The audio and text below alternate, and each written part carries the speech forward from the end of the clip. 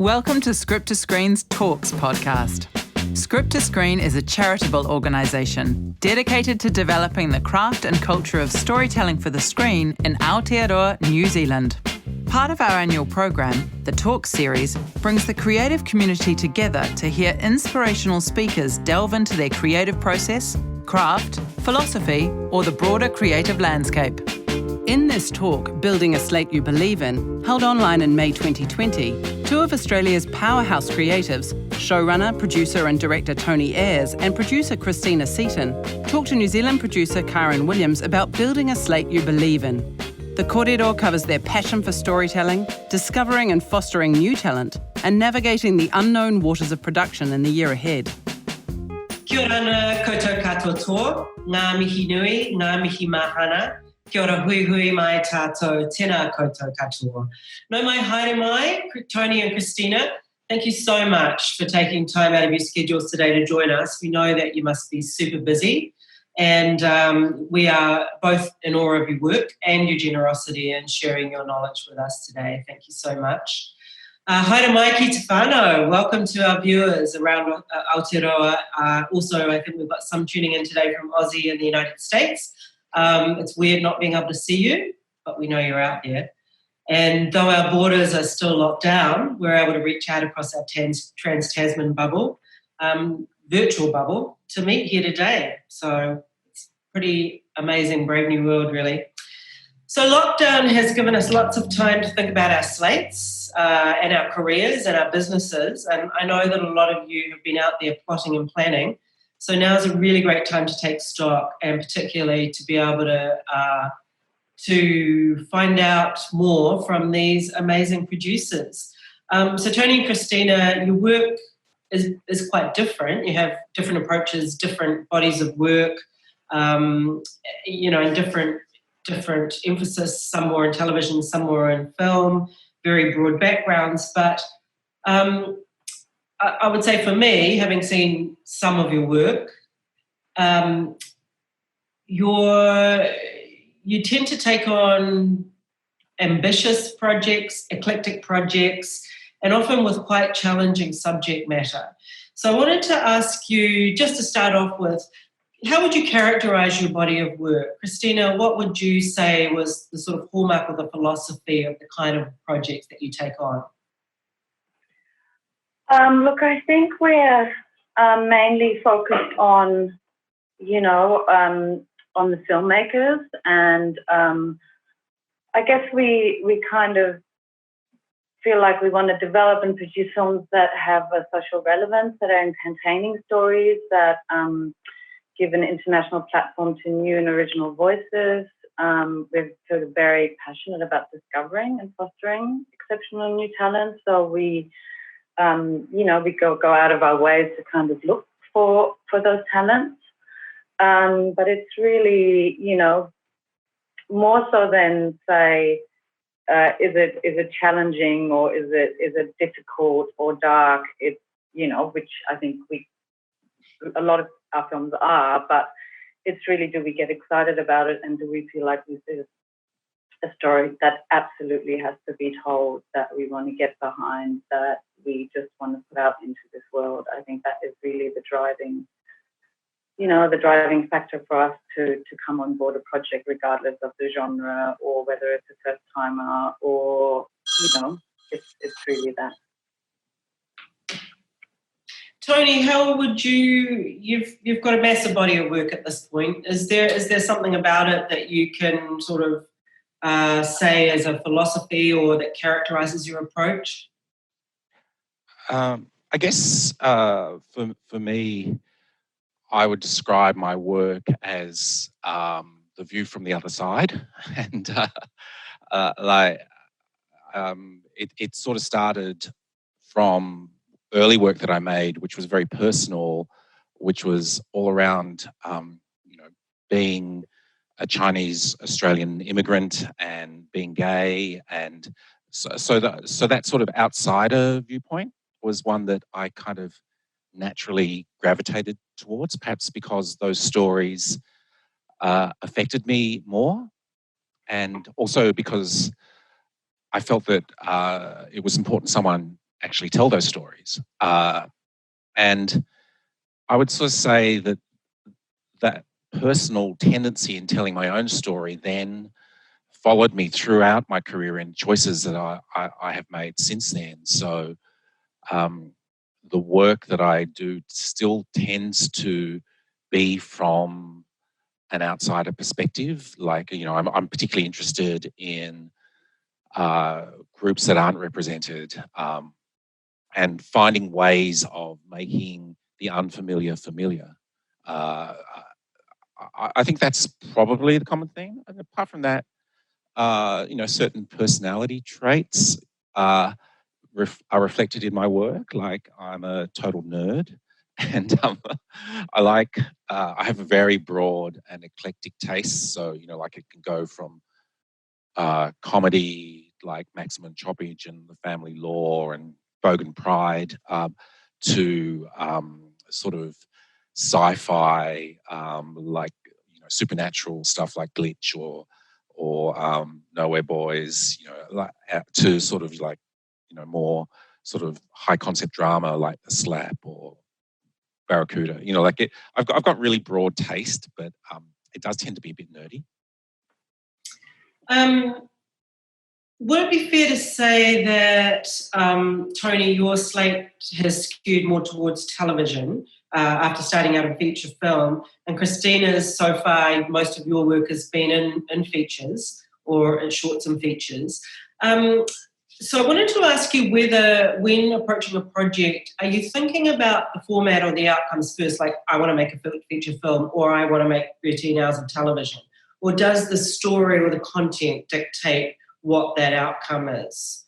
Tony, do you want to address that?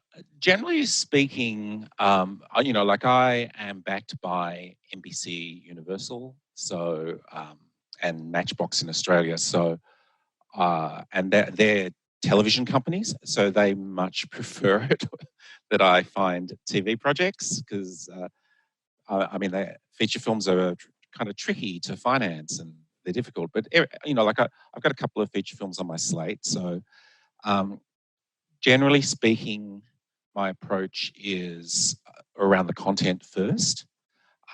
It has to be a story that kind of speaks to both heart and mind, and once I'm sort of invested in that story, then I will look to the best format for it. But I do tend to favour TV because it's just a little bit easier. There's more ways to make it happen at the moment. But every now and then, God damn it, there's a film and I have to do it as a film. Kristina, for you, has that been a deliberate choice to be making feature films, or is it just as a result of the talent that you've worked with? Oh, I think it's a combination. I think it's the way that you enter the industry and how you start out, and I think it's just that particular passion that I guess we have for features, but it doesn't mean that, we love TV and we would love to do TV. It's just that we haven't so far come across a project that we find so compelling that, that kind of fits in our brand and that we want to get behind. We just, we want to, and we're looking, but we haven't found it. So we've sort of also been, getting, I guess, more feature projects, but I think I totally agree with Tony. You look at the concept and the concept tells you what it is and what it has to be. I think increasingly... Yeah, sorry, go on. I was going to say, I think increasingly filmmakers are becoming more platform agnostic because, and especially after this COVID time, we're not clear on what's going to happen to cinema. It's actually, now we're really talking about duration and whether a story is told as one big hit or is told in multiples, and like, even the fact that TV now is starting to tolerate shorter series orders, and in fact actually prefer series order. Like, it used to be that you would talk 90 minutes versus 13 hours or 22 hours, but now you're sort of like, some things are 4 episodes, like some things are 5 episodes. some things are 2 episodes. You know, I think it's those boundaries are starting to blur. I think it is more about the story now, I think. Yeah, particularly as we're not being locked into the ad break structure and you've got to do, 22 minutes or 44 minutes. It tends to free things up somewhat. Kristina, you talked about the talent and being really passionate, excited about working with certain people and their stories. So I wanted to ask about when putting together a slate or choosing projects, that kind of question of balancing people versus projects. For example, Kristina, you've done a couple of incredible, successful features with new talent, particularly with the Babadook coming on board with Jennifer Kent and most recently with Buoyancy. How do you assess assess a project when you've got a relatively new or untried talent, perhaps someone who's worked in short form but not longer form? How do you go about supporting that person into a longer form, and where does that consideration of story versus talent come when choosing a slate? Look, I think those two are intrinsically linked. I don't think you can separate them out really. I mean, I think it's, I think we're lucky in this country that we can take the risk on talent. It's less about being untested, and they usually do have, award-winning short film work, under their belt usually. So really it's about how they, talk about the vision, their connection that they have to the material, their voice. And so it's really about supporting them tell the story that they want to tell and protect that vision. So for us, I guess choosing a talent and a story comes together at the same time. Conversely, if the story is great and the director isn't exciting to us, we probably wouldn't, come on board. And sometimes it is really a difficult choice. Like you have both. You have an absolutely compelling story and an incredible filmmaker, but the story is so niche that it's going to make it there, and it needs a certain budget that it's very, very hard to find. So it kind of like all those things come together, I guess, in choosing who to work with. But really, in the end, it's about the story and what the writer-director wants to say and how they want to say it. I think is really deep down at its core. This is what we feel like we're absolutely passionate about, and helping to bring that to life along the way. And Tony, you're a writer, producer, and a creator, so you're kind of picking yourself, you're backing yourself. But obviously, you have to choose teams that you work with because you can't do it all yourself. So, what considerations go into that? Are you backing your mates, or are you looking at incredible talent, or how do you make those decisions about who you work with, who's on your team? I've found over the years increasingly that is the most important question for me in developing a project. It's like who you work with. And I think that you have, for me, the writer is the key to everything. And whether, particularly if I'm writing, but if I'm not writing, like whoever the key writer is, the showrunner is, that is the crucial relationship. And over the years, I've developed a number of relationships with key writers who I just keep returning to, and if I have an original idea, I will take it to a certain number of people that I work with, and they they either respond or don't, and then we move forward or we don't. But many years ago, I sort of my partner Michael McMahon and I sort of developed this idea that you shouldn't work with someone you wouldn't want to have dinner with, and it's been and honestly, it's kind of like I still stand by that. Like if you're not prepared to sit down and share a meal with that person, then you should not be working with them, because most of it is process. 90% of what we do is process and time, and and sharing common sensibility, but also respect for each other, and kind of being which doesn't mean always having this, like having yes people around you or having people who agree with you entirely. It just means that you are able to have a conversation where you understand each other. And like if if the writer says something, I know what they mean, and that kind of common understanding is we take as a given, but it's not always and for me, the times when things have been most difficult have been when you don't see the same show as your collaborators, or same movie. If you're working at odds with each other, it's almost guaranteed to go a cropper. There you go, guys. There's your rule of thumb. Would you have dinner with them? I guess on the other hand, though, is it a good idea to work with your mates? I mean, sometimes you run into teams where I'm working with my friends because they're my friends and I feel loyal to them. Are there some considerations there about just being careful about not letting your personal judgment cloud your professional judgment?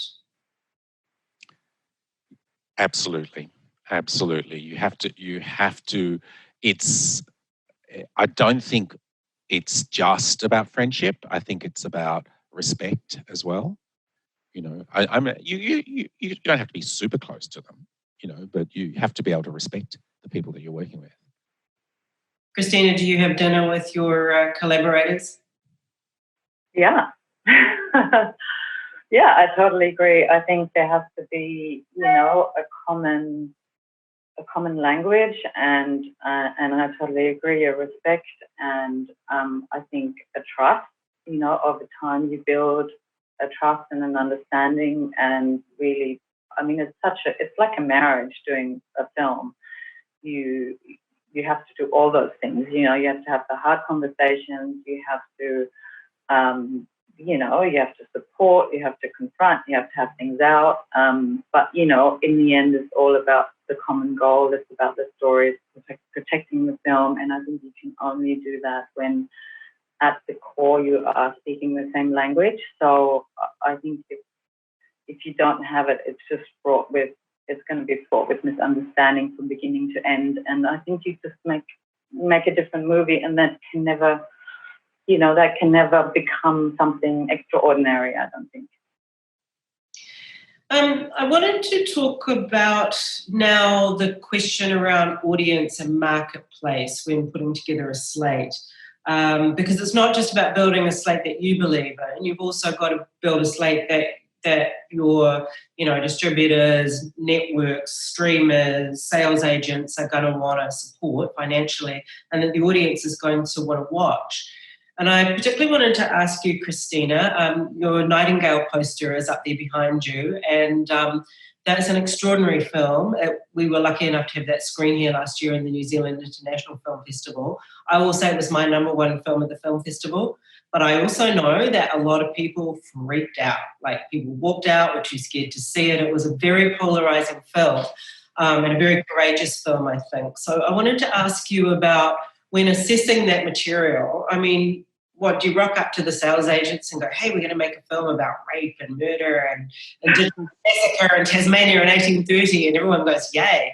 I mean, how do you balance the risks of material like that with thinking about an audience in a marketplace? Look, I think every project is different. And you have a tailored approach to everything. I think there's not like a blanket answer. I don't think, with Nightingale as an example, I think is a bit of a different story, because Jennifer Kent had such a huge profile and everyone was very, very keen to, support her second film. So it was a lot easier than making, financing the Babadook and the first, rejection after rejection of that. So it was much easier to get through the door and get to the top people that are willing to put up, a lot of money. But also it was a beautiful script. I mean, yes, it was harrowing and brutal and all that, but it, in the end, I think we all felt we are making a film that was I guess about humanity and surviving that and the connection between, two different people. And so I think everyone saw that and was excited by the vision. So it was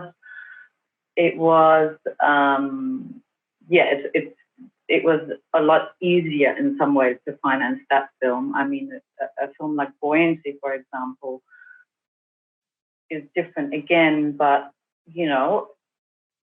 the audience for that we knew was going to be niche. It's a foreign language film. It's, set, there's non-actors. It's all set on a fishing trawler. It's confronting subject matter. But we made it for a really small budget, and we were able to, and it was an exciting talent behind it, in Rod Bastian, who had a short film that, went to Critics Week. And so I think, again, people just got behind the script and the story and the talent, and it's made commercial sense for that budget. So you kind of have this, it's talent, it's the story, it's kind of like becoming, again, it's like an intrinsical kind of, it's not a separate question, the market and the audience in the film and how you finance it, I think is, you just find the partners that are passionate about it as much as you are. And willing to take the risks with you. To take the risk, I think, yeah. So you mentioned that it was difficult to get the Babadook up, and it's a genre film and it's got dark themes, etc. So I'm wondering, from the perspective of a Slate, and particularly people out there who may have projects that they're having a bit of trouble with getting traction. At what point do you just go, okay, this is too hard, or the market doesn't want it, or it's not good enough? How long do you kind of stick with backing a project before saying, well, clearly this is not going to fly? Or do you just believe that at some point it will? I mean, it's kind of like we kind of will things into becoming reality in some ways. So, look, I mean, it's a hard question. We did have, we did and we do have some projects on our slate where we go, okay, look, this is the last caution, and we're just going to have to let that go at some point. Very often they're projects where I think we kind of knew there was something not quite working for one reason or another. And I think over time you just become more attuned to, I think, what you can get up, what you feel like, the kind of market partners are out there who want it, who, you get sort of this this idea of what will work and won't. But I mean, we push pretty hard, and we're really passionate, and we try and keep the momentum up on the project as much as possible. But yeah, it's hard to predict. Some films don't happen, and that's really sad. But so far we've been fortunate that a good amount of our projects have reached, have been able to get financed. Yeah, I mean, I think your slate in particular is a great example of how things that may be counterintuitive, projects that you might say, well, that wouldn't fly with a Screen Australia or a fund or a finance or a market, with the passion, the team, the commitment, you can get up. So, for those out there that are going, oh, I'm doomed and no one's ever going to finance my project, well, look towards Causeway Films' track record. Yeah, and I think sometimes, you do run into rejections, all the time from different angles, and you just have to try something else. And sometimes you just have to recognize that the script isn't quite ready, or that you need a package, that you need to attract cast before able to, to really get it to the next level. So it's kind of building the trust and the excitement around it, and finding ways to, I guess, find a way to make it more like an exciting, I guess, proposition that people want to get behind. And every project, I think, is different, and you just have to listen to that. Mm-hmm. So Tony, earlier you mentioned that you tend to like the the stories from the other side, the outsider projects. And that's something that I think producers often wrestle with, or filmmakers wrestle with.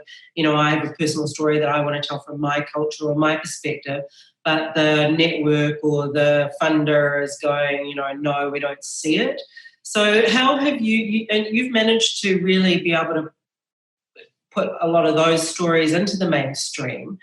How have you managed to kind of balance this? You know, I've got a story from an outside that the executives might not might not resonate with them, with with the stories that you want to tell. How do you make that market, those audiences, and your ideas meet?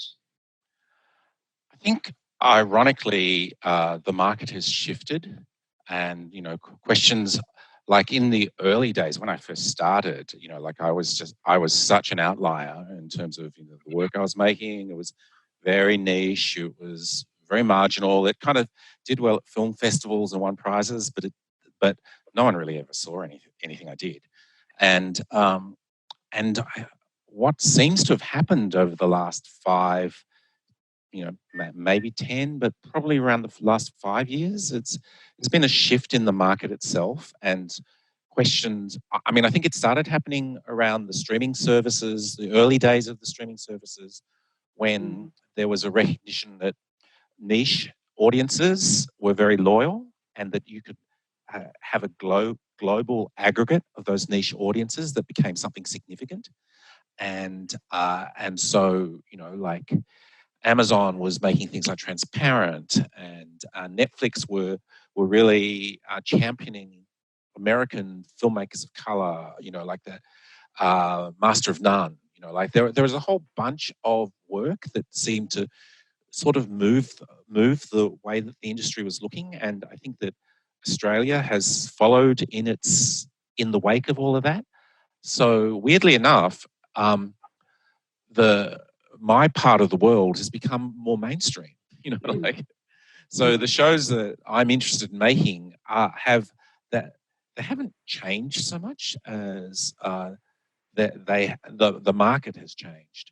I mean, I think that whatever you make, whether it's like a network sort of procedural show, or whether it's like a boutique show, or whether it's a web series, what you have to bring to it is your level of skill and expertise, and your ability to make great characters and great stories and great scenes within, and to be intriguing, compelling, and original. All of those things that are the armory of what we do as dramatists you need to use that no matter what form or language you're speaking in, because it's that armory which allows what you make to be universal.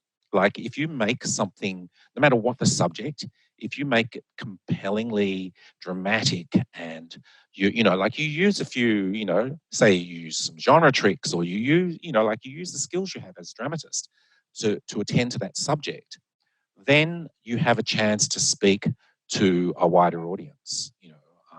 You have a chance to speak to more than the niche audience that, say, is the setting of the show. I mean, these days I kind of think of diverse backgrounds as settings, right? And rather than subjects. Or, like say a show that I did called The Family Law. The setting was a Chinese family, Chinese restaurant, but really the subject was about the effects of divorce on children. And so if you can sort of separate those two things out, I think it makes your work. And if you can talk to, say, a broadcaster or like a buyer in terms of what the show is about, irrespective of the setting, then you've got a chance of finding common ground with them. It's interesting that you raise the issue of the streamers in terms of aggregating audience, because it's for many years it was actually quite difficult to see. For example, you made The Slap, but we were in New Zealand and it didn't screen on our TV, so we're running around, how the hell are we going to see The Slap? I mean, even up till probably Glitch, it's been hard for us to see work because it's screened on Aussie television, and we didn't have, with Christina's feature films, we're able to see those at our festivals. So I'm wondering, I guess we'll have to go there and talk about how the rise of the big streaming platforms is changing things in terms of how we see shows, and particularly with the post-COVID era. How are you both seeing things things changing in terms of that global audience? Tony, can we stay? Okay, I can talk to that a little bit. Well, it's certainly there. I mean, I'm still working out my relationship to the streamers, and I know people who work in them, and I've pitched a number of shows to them, and I think that they are a huge new buyer that but they all want particular things. They all have their own remit, and your show has to fit into their remit. And you also have to remember that you're not, you're competing in a global market now. So it's not easy. It's not an easy sell to them. But sometimes if you have the right show for them at the right time, then like I'm doing a show at the moment for Netflix, which was shut down, but it's a thriller,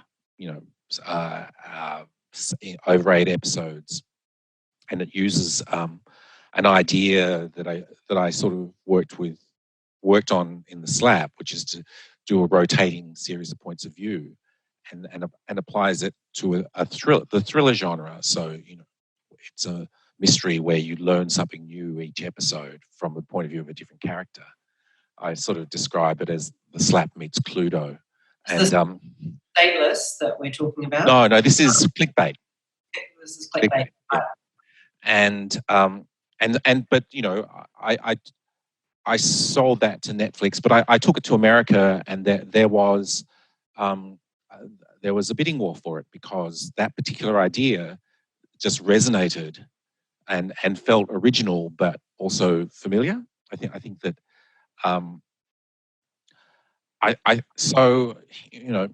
I think they are absolutely a new market, but you have to do your research. You have to know what they want, and they're all slightly different. Like Disney is different from HBO Max, is different from Amazon, is different. Netflix is like massive, and you've got to understand the structure of that. I mean, you've got to do your homework, but I think that they are making a huge difference, not just in TV drama, but also in feature film. Like I know so many people working in features at the moment who are making films with the streamers.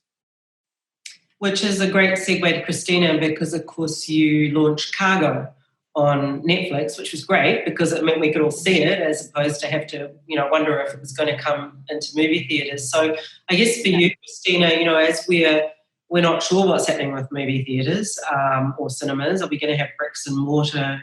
Film festivals are going online. Will we be able to go to the movie theatres? That traditional distribution route of go to the film festivals, sell your territories, go into movie theatres. How are you thinking about that now in terms of your experience with Cargo and with the post-COVID world? Well, Cargo is a little bit different. So we financed it independently and we shot the film, and it was in early stages of post-production where we, our sales agent, just presented like a 3-minute trailer for promo at ASM at the market to Netflix, and they loved it and read the script, and then we sold it to them at that point, and it became a Netflix original. And I think that was, an incredible positive experience for us, in terms of, very trusting collaborators. It was, a wholly positive, experience. It's really tricky. I think, like Tony said, their remit changes constantly. I think it's ever evolving. I think what they were looking for 3 or 4 years ago and what they were paying, the amount they were paying for a few years ago is changing as well. So, they're developing a lot more internally and producing internally. So it is highly competitive. It's not like, you've just done one and then, you're certain to be able to go back and do the next one. It's literally not, it's not that predictable. So I think it's important to, do your homework, go to the market, keep your relationships and talk to them regularly, talk to the acquisition teams regularly to see what they're looking for. And usually they are very open about, what they do, what they are looking for.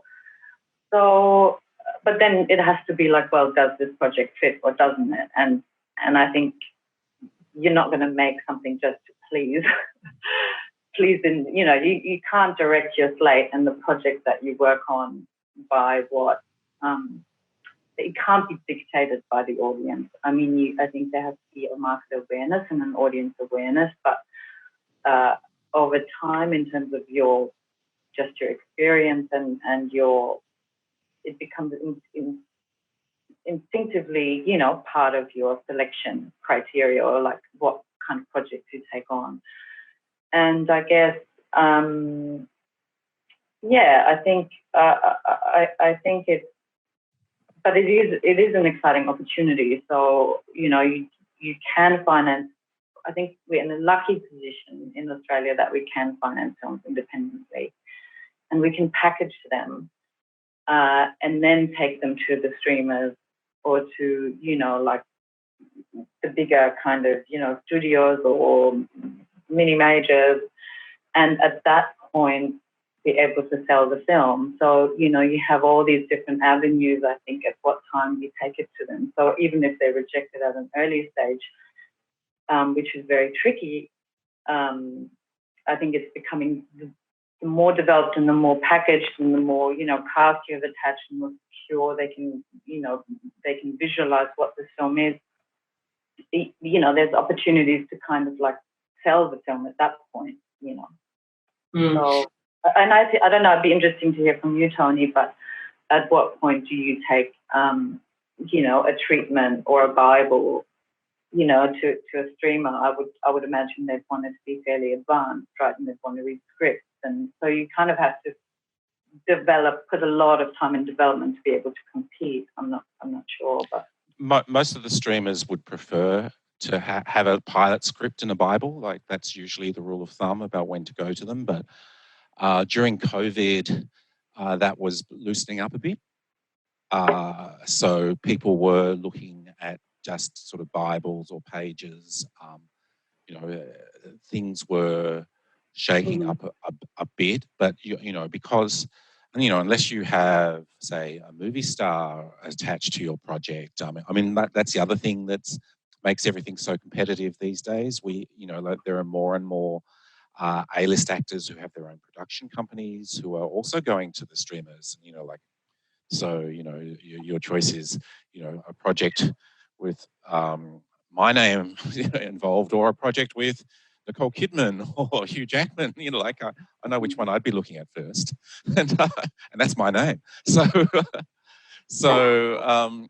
it is kind of it is both more competitive right now and also kind of exciting as well. Yeah. And as you say, Kristina, like in Australia, we also are lucky in New Zealand that we do have a film commission. We do, you do have screen odds. You are able to develop a project and get financing here before you have to go to a streamer or a studio or a distributor. So we do have an advantage, which I think sometimes producers can forget. Like if you were in Los Angeles, you would be straight to a network or a studio. So it is a bit of a luxury having that soft money. So producers about the free money. So I know that there's a bunch of people out there who are thinking, yes, but what about my slate? I want to ask them a specific burning question. So Eloise, are you there? Eloise or Megan, there she is. Hello. Hi there. Do you have some burning questions from our virtual filmmaking whānau out there? I do. Yes. Now, we've had a few comments about writers wanting to break into the Australian market, and so I'll ask this. What is your approach to finding new material, new talent, and new concepts? Do you accept unsolicited scripts? And if so, what makes a script stand out to you? You want to take that one, Kristina? Sure. So we don't look. We're always open to reading. We don't take unsolicited scripts, but what we do tend to do is, if you get in touch and we would read maybe a synopsis or usually it's like a synopsis and a bit of background, and then we would ask for a one-pager. That's usually how we approach things. So we're open to that. We kind of have this kind of internal selection criteria that we kind of go through, and that it's like, is the project commercially viable? Does it sit comfortably within the Causeway brand? So is it unique, one of a kind, have emotional impact? Can it resonate with an international audience? Will it attract, financing and awards, or is it a commercial proposition, or does it have potential for critical acclaim? We also obviously think about our timeline. Does it fit within our timeline? Is it, the potential reward versus the effort involved? So it's kind of like all these different kind of criteria that we look at. Can it be financed? Is it, is it a worthwhile and suitable addition to the slate and the credits we have already? And most of all, I guess, are we excited about the talent and the story and the script? You mentioned corporate brand, which I think is an interesting question for a lot of indie filmmakers who may sort of shy. Okay, so Netflix has a corporate brand, Disney has a corporate brand. Do I personally have a corporate brand? At what stage in the evolution of the company did you sort of start thinking about your slate in terms of its branding?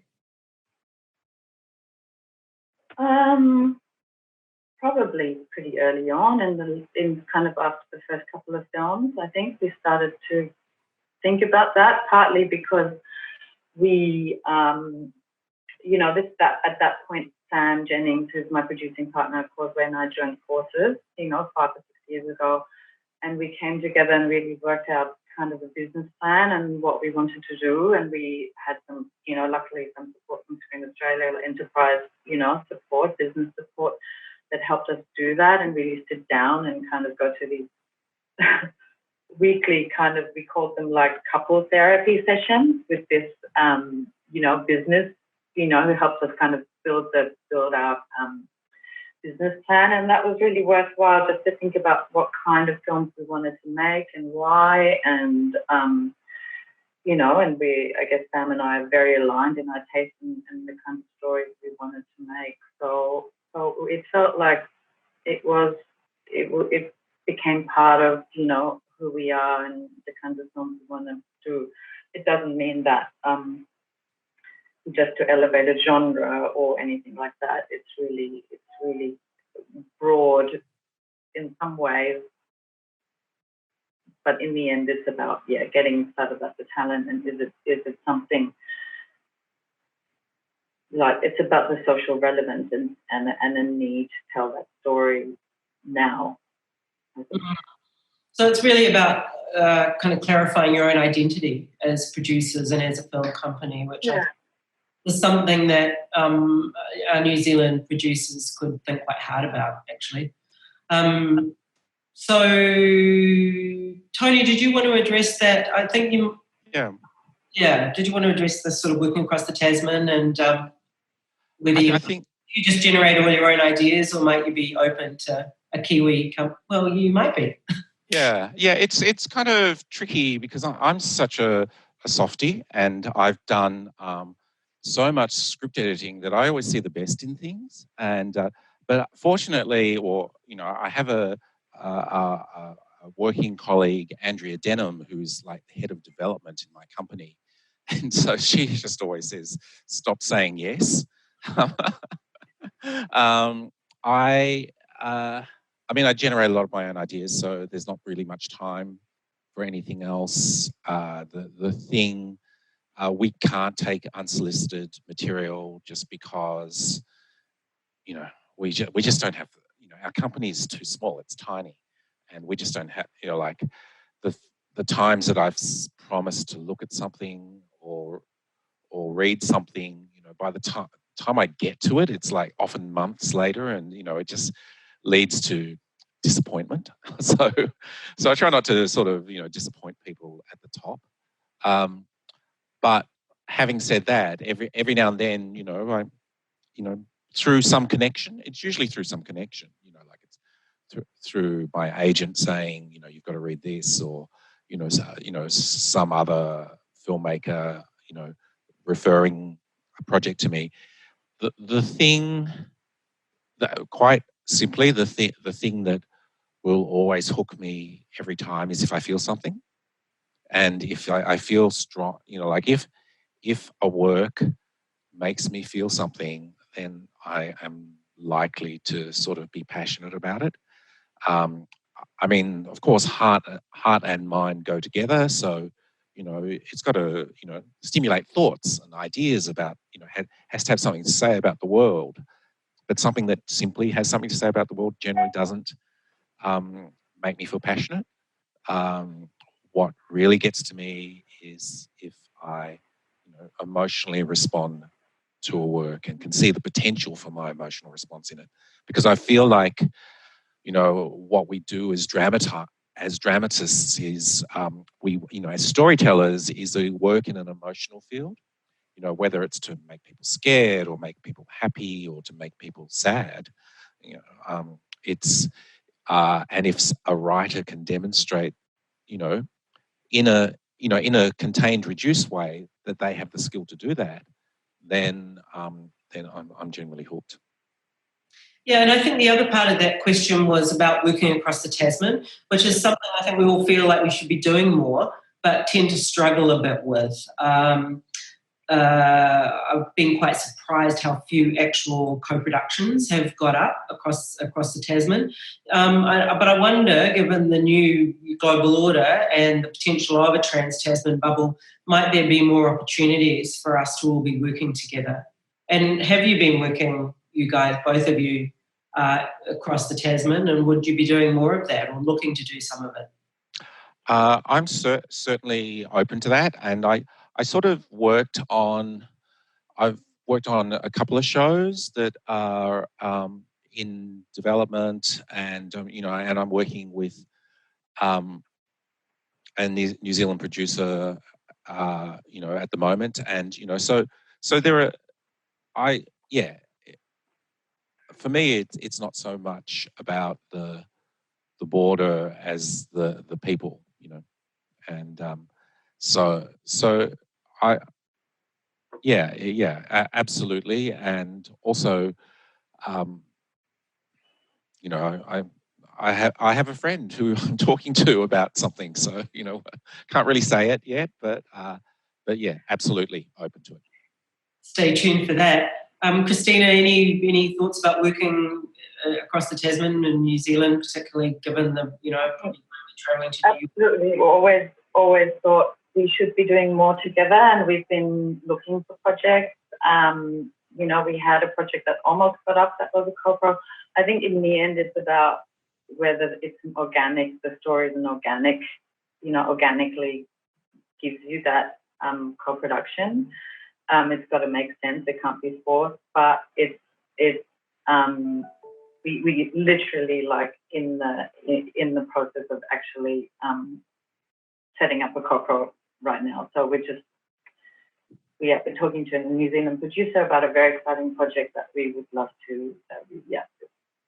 It's hot off the press, and we're just signing the option. So can't really talk about it, but it's very exciting, and we definitely have that on the cards to collaborate. Awesome. That's very exciting. Sorry, Tony, go ahead. The other thing is that particularly in television, the industry is always looking for writers.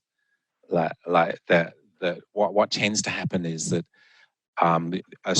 because of the global bubble, content bubble, a lot of the top writers, both in the UK and in Australia, are working in the States now, and so there is always a shortage for original voices, and it's paradoxical because it's also really hard to get into TV. It's this kind of weird situation where there's both a talent drain and really heavy gates, but once someone kind of gets through, they have proven themselves able to deliver, that writer just gets booked years in advance.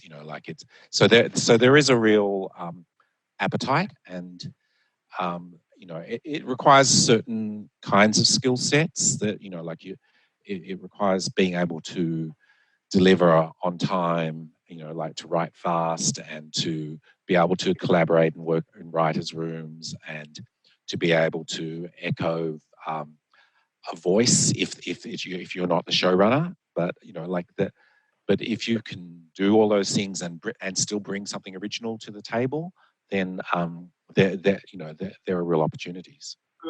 We are hearing stories about some Kiwi writers working on Aussie tables. It's really good news and very exciting about your potential projects here. We'll be keeping tuned to find out what those are. Eloise, what other things do our whānau want to know about? What do you want your slate to look like in 3 years? Are you aiming to balance different genres and audience ages, or stick with a certain type of project? For me, I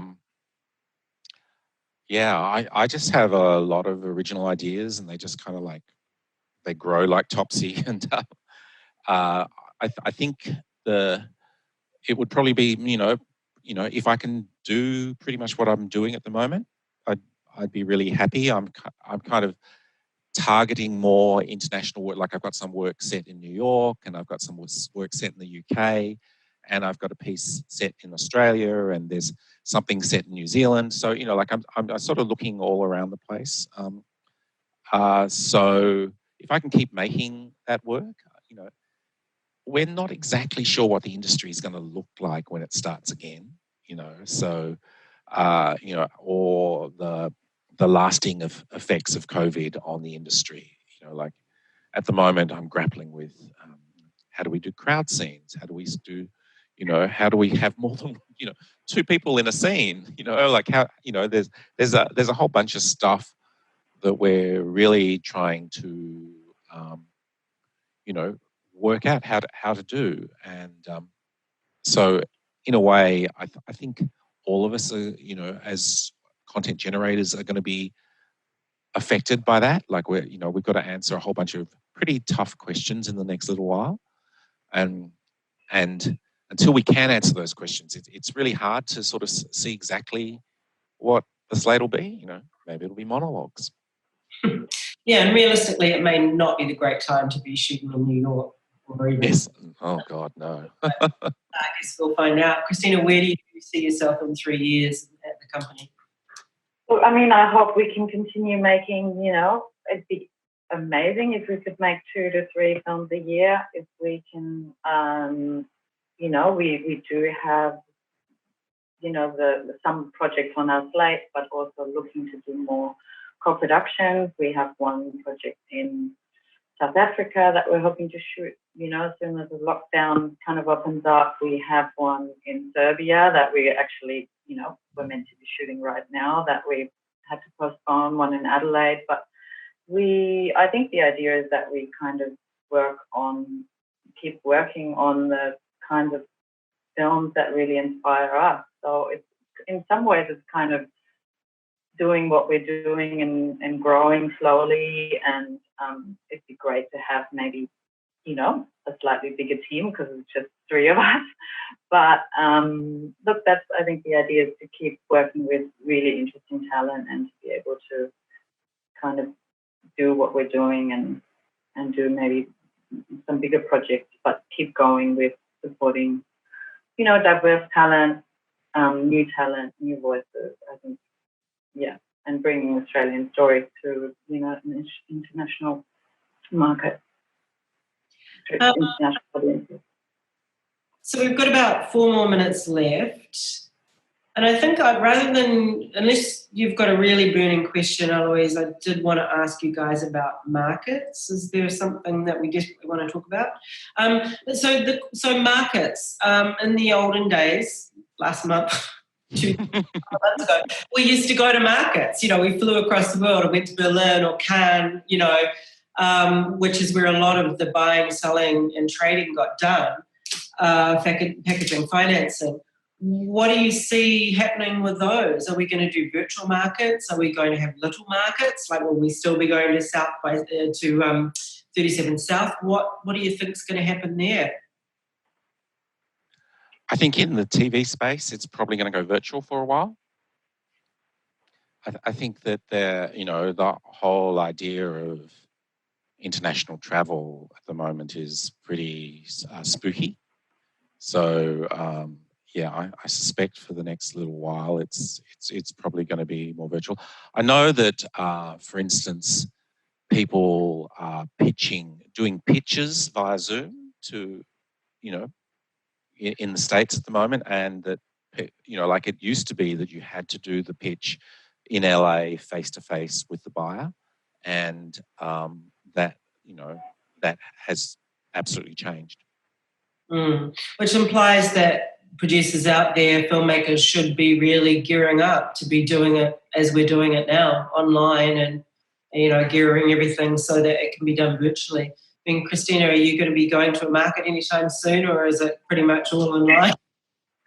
Yeah, I think it's going to be. I mean, apparently Toronto's going ahead, I think, and maybe Cannes later on. I'm not quite sure what the latest is there, but no, I think it will stay virtual for the next little while. But eventually, I do think it will come back because people do want to connect on a personal level. I think in the long run, we do want to go to those markets, and it is different to meet people one-on-one and be able to go to the, see films if you're so lucky at a market to have the time.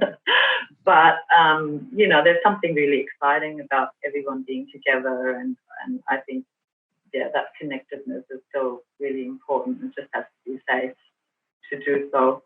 So I guess we're another year or 18 months away before that can happen, I think. Yeah, and just quickly also festivals. We got the news that the New Zealand International Film Festival will be online this year, which is great because, it means we will get to see the films. But I also felt this sort of, real rush of disappointment because there was something really special about going and sitting in a movie theatre and seeing, the Nightingale with people, around you reacting. So what do you think about this virtual versus real film festival?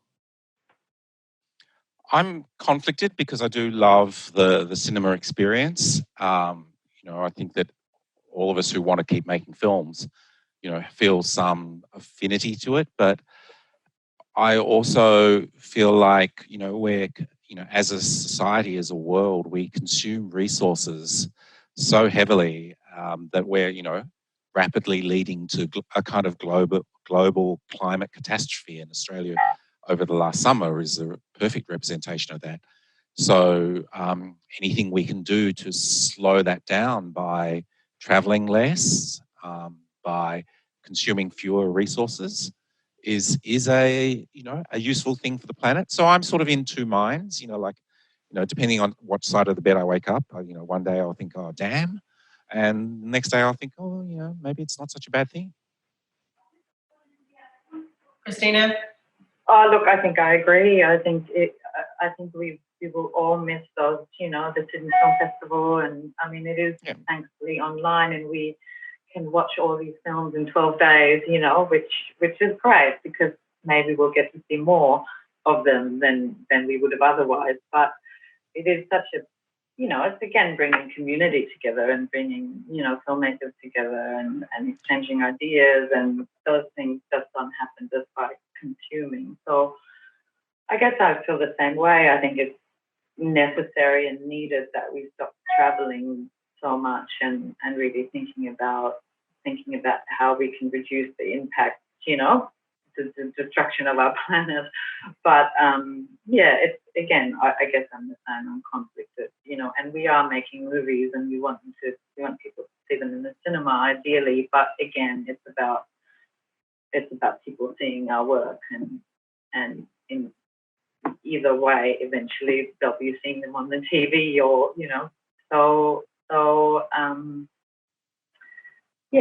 I hope and I believe some festivals will continue to grow, strongly and keep going. But yeah.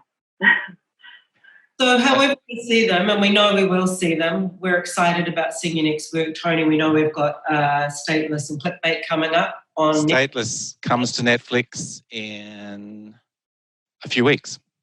Awesome. And Kristina, we're looking forward to seeing your next project, whatever that may be. Do we know have you got something due to release or? Not due to release. We've got 3 films that we are hoping to shoot in the next kind of 6 to 12 months. Great. It'll be a little while away. Great. And we're super excited to hear what you've got going on with New Zealand. So thank you so much for taking time today. I feel inspired to get out there and figure out ways to make things. Even if I have to stand, away from my collaborators with a mask on. Thanks so much for being with us. Thanks to all the whānau, the audience out there for joining us. Hope you're all feeling inspired to go out there and work on your slates. And we look forward to seeing you again in person at some point. Thank you very much. Thanks for having us. The Talk series is proudly supported by the New Zealand Film Commission, Foundation North, and Images and Sound. Music for the podcast was provided by Poddington Bear, and voiceover is Lucy Wigmore.